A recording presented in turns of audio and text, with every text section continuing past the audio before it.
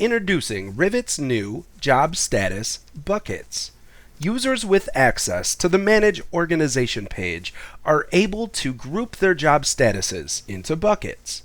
Each bucket affects a job's visibility in Rivet when changed to one of the job statuses housed within it. For example, job statuses within the prospective bucket will display by default in each view. These job statuses are best used for jobs not yet won, maybe a bidding status, or a 75% probability status. Jobs with statuses housed in the won bucket will also be displayed by default in every view.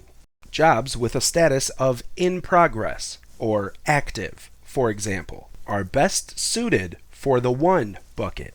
Lastly, jobs with statuses housed within the complete bucket will not show as a default on any view in Rivet. These jobs can still be accessed from the jobs table by using the filters. You can rearrange the order in which the job statuses are displayed throughout Rivet, moving them up or down in the hierarchy using these icons. You can still add and customize new job statuses, as well as move these job statuses from bucket to bucket.